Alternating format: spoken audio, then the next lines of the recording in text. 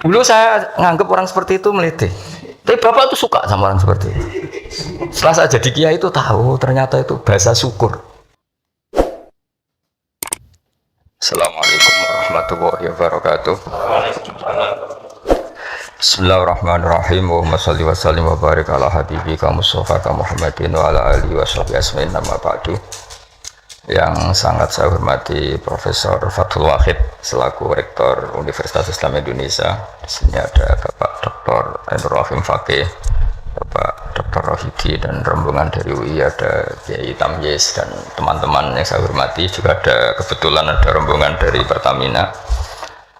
Saya nanti ngaji ya 7 item tentang kitab Syariatul Wal Khalidah, dan nanti saya mohon Pak Rektor sambutan sekitar 15 menit, juga Pak On juga boleh curhat Pak Rohidi, karena tadi sudah cerita-cerita tentang problem gaya pengajaran Islam modern. Saya ngambil 7 item supaya semuanya dapat berkah dari kitab Syariatul Al Khalidah. Pertama saya mau cerita atau menerangkan, ini nomornya ada urut tapi sesuai prioritas yang saya inginkan. Halaman 1, 2, 3 ya. 7 item saja nanti cepat insya Allah. 1, 2, 3.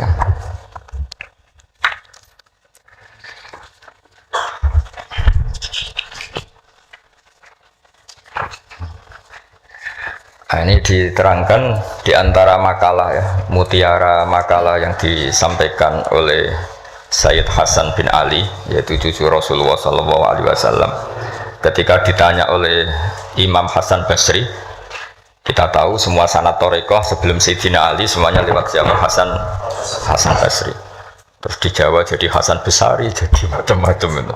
Tukang ngeleh jeneng Jawa itu. Itu di antara makalahnya itu malam yu'min bi qadaillah wa qadari khairihi wa syarrihi faqad kafara. Tapi waman hammala dzambahu rabbahu faqad fajara. Jadi kalau orang tidak berkeyakinan qada qadar khairihi wa syarrihi min Allah, dia berstatus kafir. Tapi orang yang mengkambing hitamkan Allah ketika dia dosa, faqad fajara. Dia itu orang yang enggak benar. Jadi ini sudah tengah-tengah, karena masyhur itu ada ulama ahli sunnah yaitu Imam Sanusi berdebat sama orang Mu'tazilah itu semalaman. Mu'tazilah itu tetap kokoh keburukan itu tidak dari Allah. Alasannya Allah itu memerintahkan kebaikan, masa menghendaki keburukan. Tapi pikirannya Imam Sanusi, idzan waqa'a fi mulkihi ma la yuridu. Alam raya ini kan seringnya banyak maksiat daripada taat. Berarti di alam ini lebih banyak yang terjadi bukan kehendaknya Allah. Berarti Allah kalah dong kalau gitu. Karena ingin baik ternyata yang terjadi buruk. Jadi ini kan problem. Kita sebagai mukmin juga problem. Mau nisbatkan jelek ke Allah tidak pantas. Mau bilang elek itu kreasi setan mayoritas. Berarti yang menang partainya setan, itu kan ribet. Nah itu faqad kafar. Orang yang mengingkari qada qadar itu kafir. Tapi ketika kamu dosa kemudian bilang kehendak Allah, itu faqad fajara. Kamu pecundang. Nah ini sudah tengah-tengah. Jadi implementasi ini monggo mawon, sementing ini itu makalah-makalah yang disampaikan Sayyid Muhammad. Terus sekarang halaman 14 ya. Ya ngambil 7 item. Ini acak saja karena ya emang kan gak mungkin nih Pak On ngaji lagi on. Sudah sepuh ya. Nah, ini teman saya lama. Paling lama saya berteman di UI gitu Pak On. Ini bawaannya Pak Zeni dulu. Pak Zeni juga pernah ke sini. Itu kalau nekuni tafsir itu ya pusing. Enak yang tinggal baca.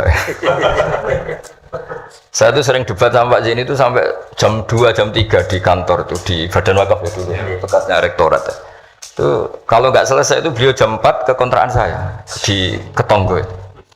Karena kita ini sangat fikih. Pak Zeni itu dulu kan fakultasnya adab. Beliau di sastra Pak Tamyiz. Jadi beliau lebih mengedepankan aspek balaghah. Saya fikih. Misalnya gini, sama terjemah ini kalau bisa ya hebat, sudah bisa boyong. Misalnya az-zani la yankihu illa zaniatan, itu ayat hukum apa ayat faktual? Di ilmu ushul fikih itu diteliti. Kalau ayat hukum berarti maknanya pezina itu nggak boleh nikah kecuali dengan pezina. Pertanyaannya, jenenge zina kok ora kepengen nikah, kepengin kumpul kebo. Mbok ndak usah dilarang ya sudah. Ndak nikah kan memang dari awal sudah kumpul kebo, ngapain nikah ya. Jadi kalau diharamkan gunanya apa? Mereka sudah tiap hari kumpul kebo. Apa itu ayat faktual? Maksudnya Allah cerita al-waqi'ah, waqi'atul hal. Kalau dalam ilmu usul fikih, waqi'atul hal itu gini. Jenenge wong zina iku trene ya untuk wong sing padha-padha zania. Kan gak mungkin zanen kenalan mbek Hafidho gitu. Hafidho kenalan. Jadi karena masa lalunya itu temannya itu ya untuk ya itu. Jadi itu bukan masalah hukum tapi masalah faktual. Jadi kalau dosen ya untuk dosen kan kira dokter ya untuk dokter kan kira-kira gitulah. Orang itu akan mendapatkan sesuai komunitasnya. Kalau mahasiswa sesuai yang dipacar lah. Orang akan menikah sesuai yang dipacar. Pacar terakhir yang dulu-dulu kan gagal. Nah itu bedanya jauh nanti. Kalau itu dianggap ayat faktual maka nggak dianggap nasah mansuh. Tapi kalau itu dianggap ayat hukum, pernah ada hukum bahwa orang yang soleh nggak boleh nikah zania. Terus hukum itu dimansuh oleh ayat wa angkihul ayama minkum wassolihin min ibadikum wa iman. Wah itu kan nggak bisa selesai. Mbok Sya'rawi, Mbok Imam Suyuti itu tidak akan selesai perdebatan seperti itu. Nah, kalau menurut asbabun nuzul ya mirip iya mirip enggak. Jadi dulu tuh sahabat dulu kan punya masa lalu lah. Di antara sahabat itu ada yang punya pacar perempuan cantik, namanya tuh Anak. Ketika dia sudah Islam, sudah baik, masih kangen sama pacar lamanya. Pacarnya itu di Mekah. Ketika Fatu Mekah ingat lagi. Jadi kayak mantane sampean terus rondo neliling meneh. Manusiawi sekali. Terus walhasil terus tanya, ya Rasulullah kalau saya nikah anak boleh ndak? Tapi dia masih begitu, maksudnya masih profesinya masih seperti itu, masih PSK lah kira-kira gitu. Kira-kira baghiyah kalau dalam bahasa Arab itu baghiyah. Terus karena si cowoknya ini sudah afif, sudah soleh, sama Quran dilarang, jangan. Kamu orang soleh kok nikah sama yang seperti itu. Nah, larangan ini itu larangan hukum, apa larangan sosial, apa larangan etika, itu perdebatannya ulama usul fikih. Kalau larangan hukum, itu jelas keliru. Kelirunya justru Islam tuh ingin yang zania tuh nang nikah, dan statusnya zania itu hilang. Makanya Nabi itu punya sekian sisi unik karena beliau kadang ngendikan hukum, kadang ngendikan etika, kadang ngendikan tadi faktual, waqi'atul hal. Misalnya begini, ada seorang zania. Ini saya cerita aspek fikih ya. Zania sudah hamil, dinikahi orang lain. Ini harus melahirkan dulu apa enggak? Hampir semua ulama bilang enggak usah karena enggak perlu ada apa? Iddah. Untuk zania enggak perlu iddah karena iddah itu kan untuk nikah yang sah. Tapi suatu saat Nabi itu pernah ditanya, ya Rasulullah ada orang yang biasa kumpul kebo, lelaki dan perempuan bisa kumpul kebo, sekarang sudah nikah. Itu Nabi ngapresiasi dan beliau ngendikan, qad kharaja min sifahin ila nikahin. Ya baguslah sekarang yang tadi malam mungkin masih berstatus kumpul kebo, gara-gara nikah, sekarang kumpulnya sudah kumpul nikah. Jadi Nabi komentar, qad kharaja min sifahin ila nikahin, dia sudah keluar dari tradisi kumpul kebo menjadi tradisi yang baik yaitu nikah, hubungan intimnya sudah berstatus nikah. Makanya kita yang kiai itu kalau ada orang minta dikawinkan itu bingungnya kalau langsung dikawinkan geger BKUA. Kalau ndak yang nakal loh, justru kalau kayak kangkang nggak nakal itu nggak wajib menikahkan sekarang, nanti 40 tahun lagi ya nggak apa-apa. Tapi kalau orang nakal itu malah harus, kalau minta dinikahkan sekarang kok kamu ndak mau, kan bisa aja malamnya gitu lagi. Padahal kalau kamu mau menikahkan, kumpul malamnya nanti sudah halal ya sudah sah. Tapi kalau kamu tidak nikahkan, kumpul kebo dan kuncinya di kamu karena kamu disuruh.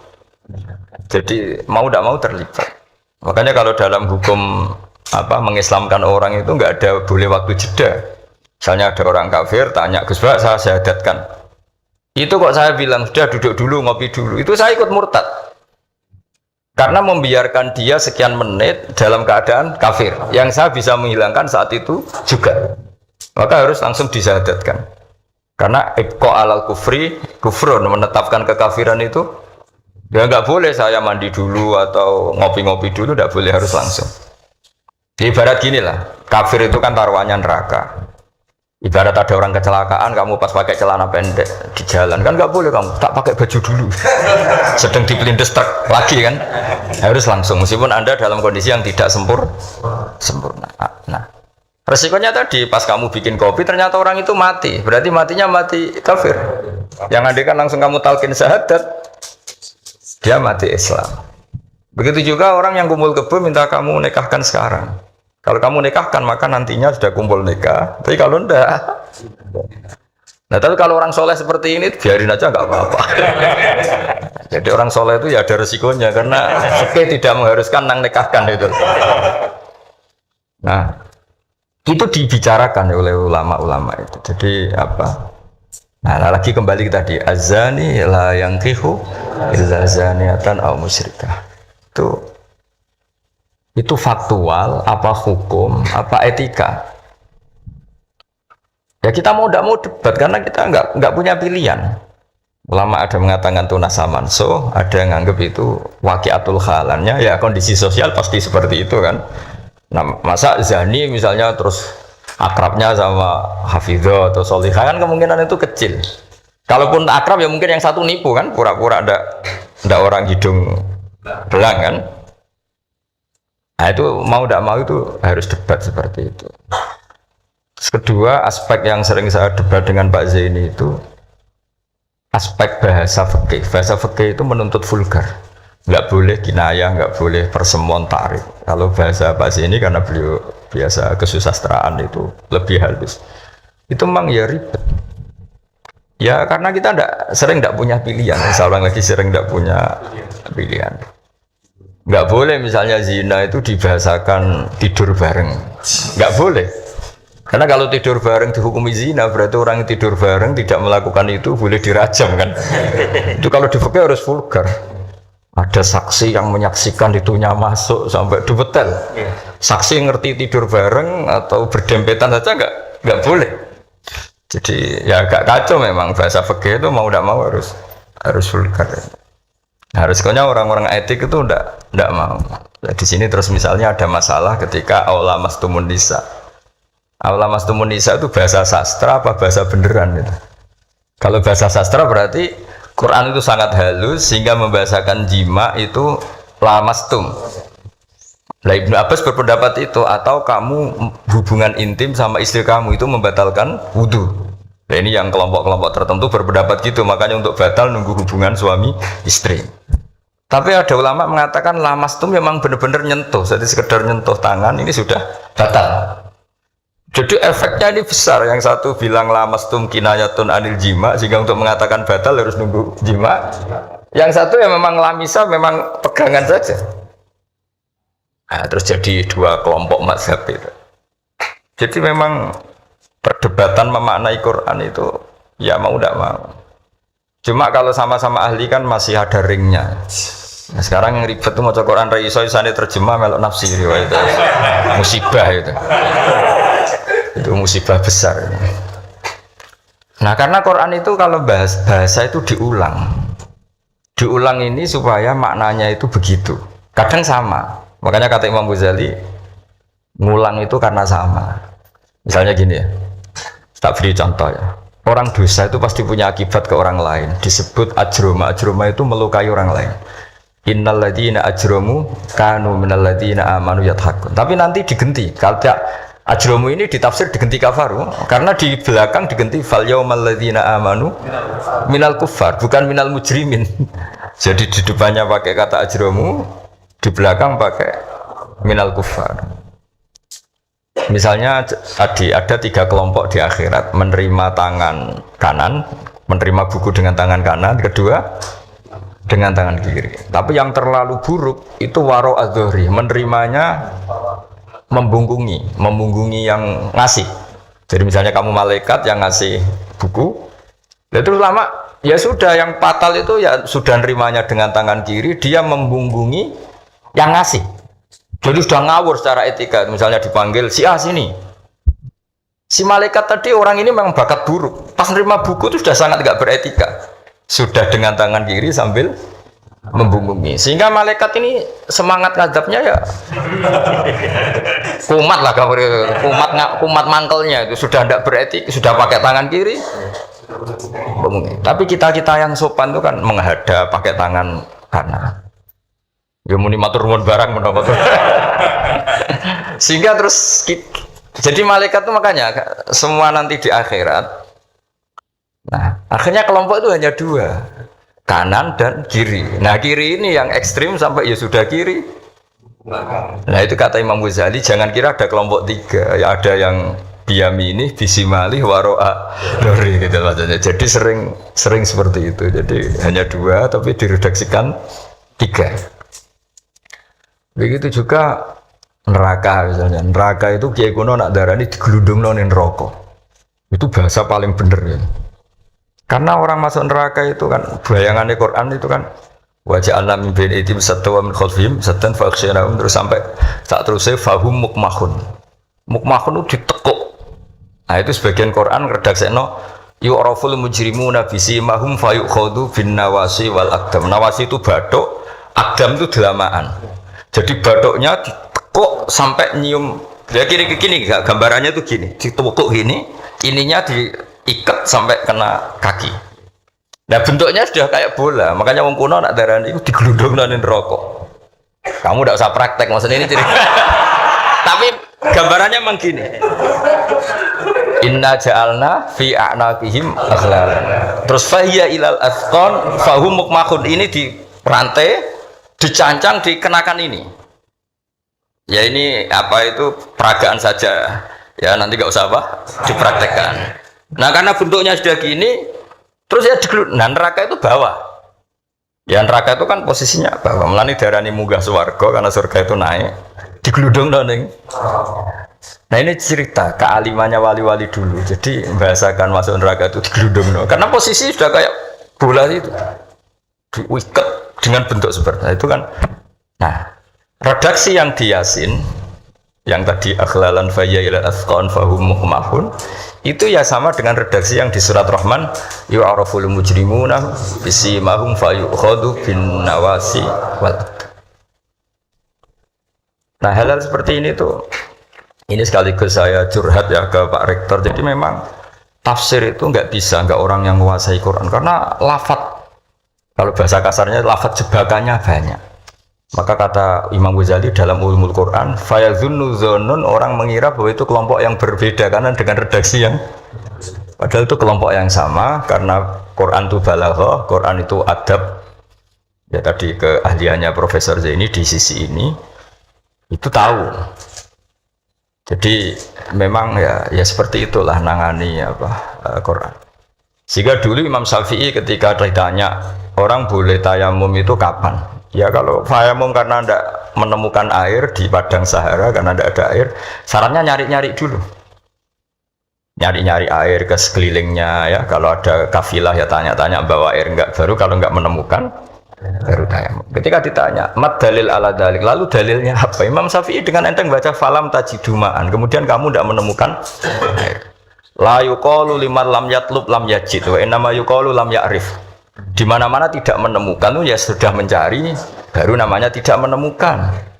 Bagi yang belum pernah mencari tidak bisa dikatakan tidak menemukan.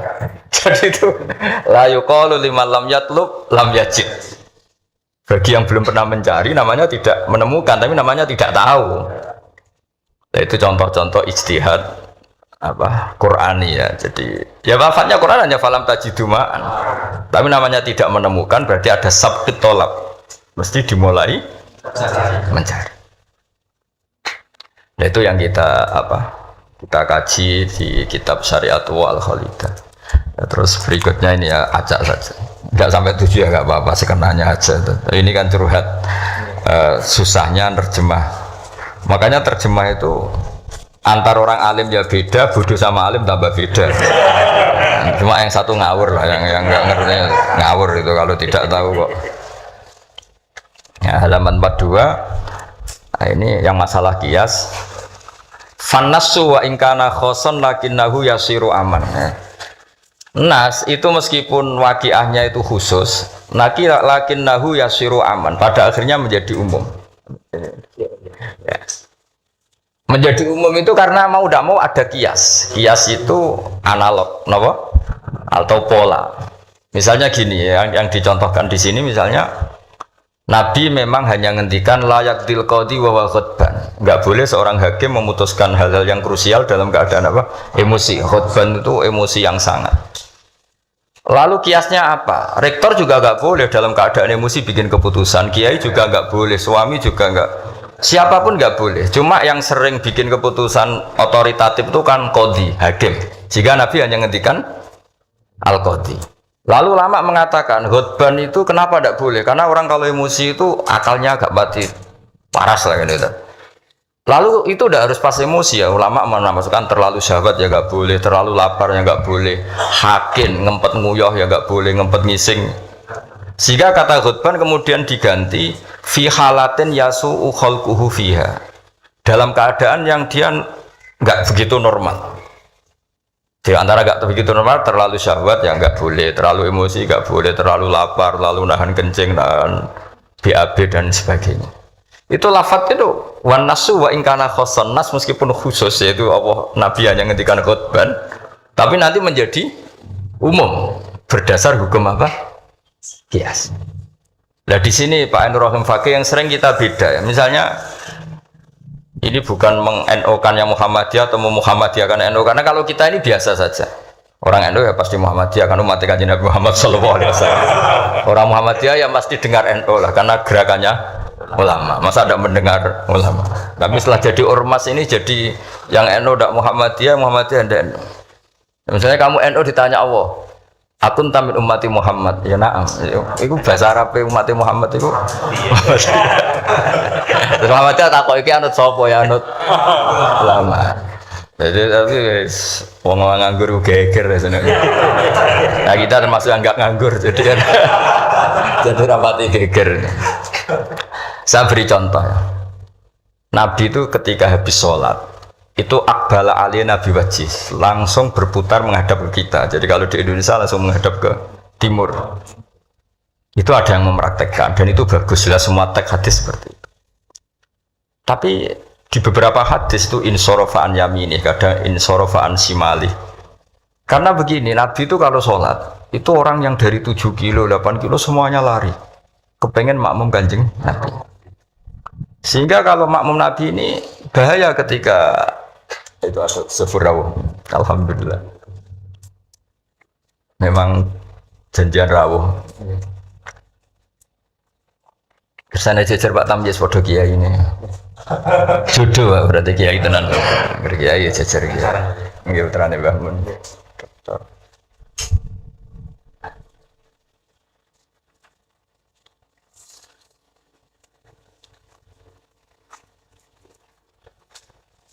Mas, ini jejer Pak Tamjiz podo kiai ini.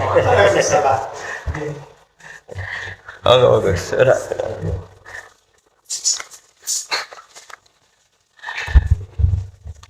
Ya saya teruskan ya. Jadi ternyata di syurahul hadis, para pensarah hadis ketika Nabi menghadap ke timur dan itu ya banyak yang meraktekkan dan menurut saya tidak masalah. Itu karena Nabi tidak ingin orang yang datang terlambat, kalau dalam bahasa fikih disebut masbuk. Itu Nabi ngira fi sholatin, padahal hakikatnya sudah tidak sholat. Jadi andaikan Nabi tetap menghadap ke barat, misalnya di Indonesia dengan posisi duduk yang sama, maka yang datang terlambat langsung usolli fardhu zuhri makmuman dengan arti makmum ke Nabi terus duduk.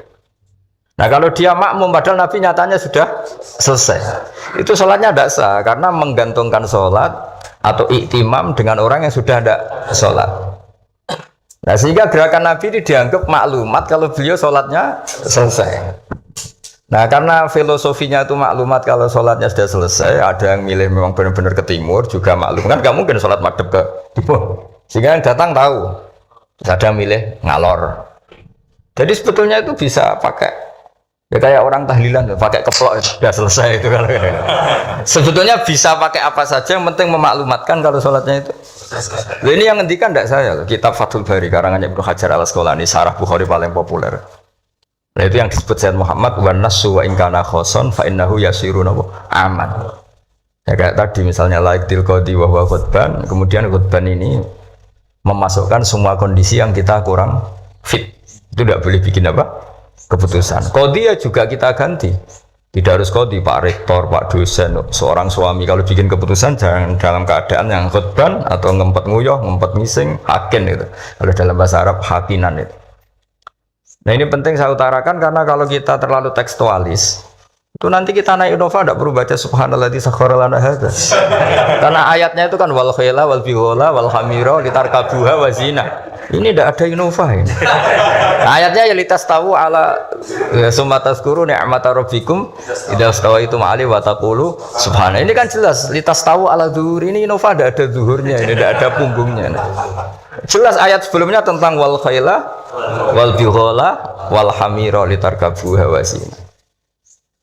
Nah, jadi kalau terlalu tekstualis maka naik Innova Ferrari itu tidak usah baca subhanalladzi karena ayat ini tentang bighala ya tentang bighala, tentang khimar dan seterusnya dan seterusnya. Makanya kajian kitab Syariatul Khalidah dan alhamdulillah saya khatam dan saya tidak ngira bahwa sebenarnya saya khatam sudah 3 hari yang lalu tapi saya bilang kayak ada wangsit.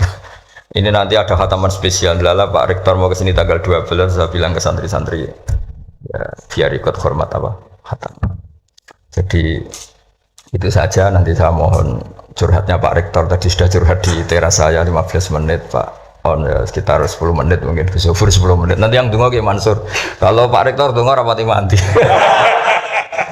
karena jadi rektor tuh hisapnya berat jadi dosanya itu seneng kayak keputusan nggak siap jadi objek keputusan itu ya mau udah mau memang tapi itu bagus kata bapak kowe kudu wani dadi kiai tapi dados kiai ngeten wong tawadhu ora mutu jare bapak gayane tawadhu asline mau tanggung jawab jadi bapak itu saya dulu ya heran kenapa bapak itu lebih suka kancanan wong mlete timbang wong tawadhu dulu saya tuh heran setelah saya jadi kiai itu wong mlete itu luwih gampang syukur bisa cuma wong sing ra cocok darani ngono iku mlete asline mlete iku gampang syukur. Lah apa dadi rektor, dadi pegawai negeri ra enak dadi wong biasa ngopi ra ono sing ngekang. Ya sudah kalau dia caranya syukur seperti itu biarkan saja. Itu kan mletes, mau dadi rektor, mau dadi menteri ra enak, urip kok terikat. Padahal misalnya dekne gelem ya ora ono sing dadekno.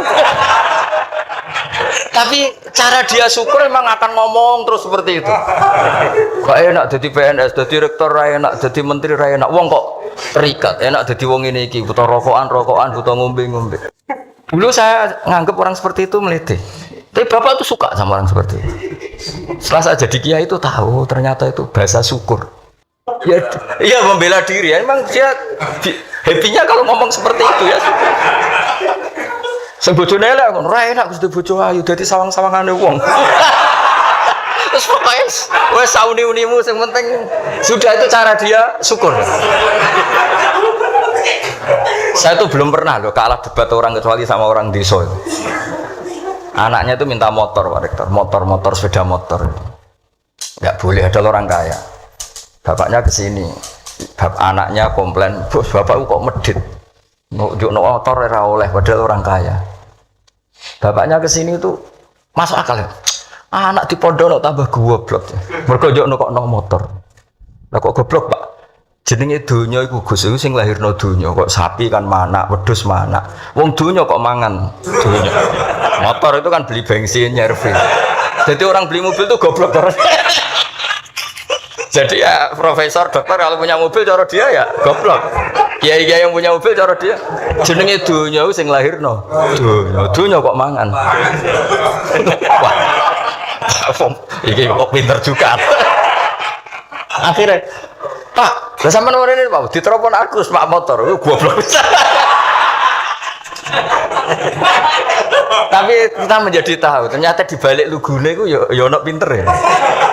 Meskipun dia pecundang, hanya pecundang itu gak gelem motor nang ndi yo ngetroponakane. Tapi ya intinya hidup itu harus mendengar. Jadi bapak itu seneng mbek wong mlete.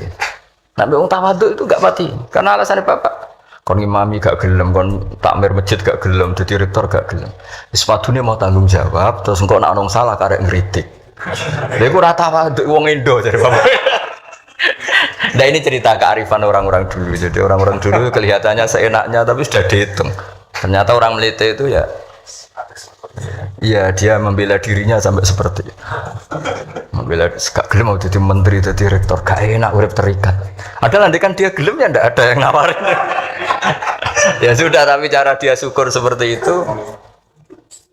Bisa mohon sekali lah ini khataman syariat wal khalida. Mungkin saya mohon Gus Zofur untuk cerita hubungan Mbah Mun dengan Said Muhammad, yang Pak Rektor sama Pak On ini curhat. Monggo secara berurutan kalau mohon sekali supaya semuanya dapat berkah dari Said Muhammad bin Alawi Al Maliki Al Hasan. Monggo.